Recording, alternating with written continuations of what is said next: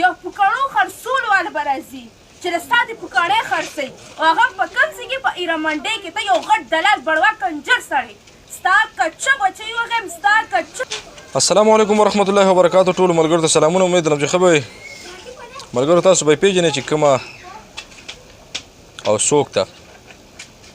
نو دا خو چونکې په هدایت باندې کې ډېر ملګري چې کوم دی دا لیکي چې یاره شراب څښلي دي خو دا کنزل بار بار شیر کول چې کوم دی دا نه دي پکار چې یاره تاسو زه یو ځل بیا شیر کوم چې یاره کنزل یو ځل به اورئ جان حبیب کاکا کنزل دی انتهایي د شرابو د بوتل هم ورسره پروت دی.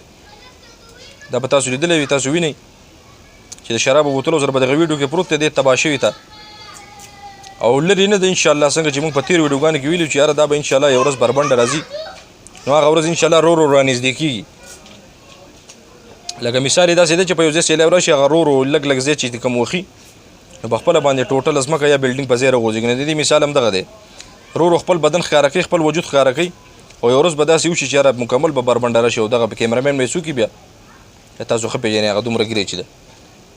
ادم خدای تباه او برباد کړي. تاسو ټول وایئ چې امین.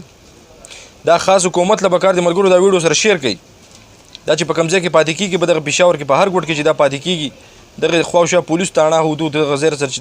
چې د چا کم پولیسو سره په دغه کې په حدودو کې په کار دی چې یاره د وزیر اعلی ته حکومت له مخواست چې یاره دا ناسور چې کوم دی دا ختم کړي.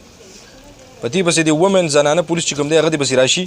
دا د باقاعده ښه ګرفتار کړی شي او دې له خلک چې کوم اوسه خبره مشهوره ده سافټویر چې ورته کله اپډیټ شي که نه د ټولو ته د درې واړو ته یو هغه زناور دی هغه دومره ګیره چې د بیا ورپسې بله ده او یو دغه بله چې کومه کنجره ده چې دوی له کله دا سافټویر اپډیټ شي که نه هله به د خپل عمل نه قلار شي هسې کوم ځای قلارېږي. اوس دا نوی دغه چې کوم د روژې نه په دې خوا باندې زما خیال د روژې هغه ټول پلاس چې کوم جمع کړی دی اوس راویستی دی. ټولو ملګرو ته پکار دی چې یاره د دې د اواز پورته کړي او دغه حکومت ته خاص کر دا نه چې یاره دا چلې داسې کړو دغه نوي ویډیوګانې خو راځي بهرحال حکومت له پکار دی چې یاره دا ناسور چې کوم دی ختم کړي دا سافټویر ورته اپډیټ کړي که نه لږ ډېر ریمانډ ټرول کړي نو دوی به هله د خپل عمل نه قلار شي. اوس یو دغه د ویډیو کوه نو ساده ویډیو کوه دې چلو د ضرورت څه دی لکه دا بدن خو دې کم سے کم پټاو که نه او بیا هغه الفاظ او هغه د بدن هغه اندامونه ښې او هغه نخرې ښه په قص باندې او دا وایي دا وایي زما لور دغه دا بړوا وایي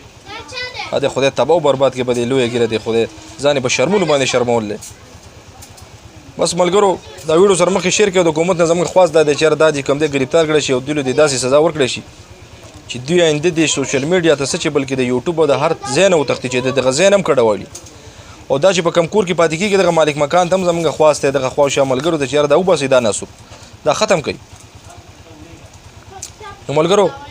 ټول په کمنټ چې کوم دی په دې باندې لعنت په دې باندې وایي چې خدای د چېرته د دې خیرو د برکته چې کوم دی خدای تباه او برباد کړي چې ته داسې یو مرض وله راشي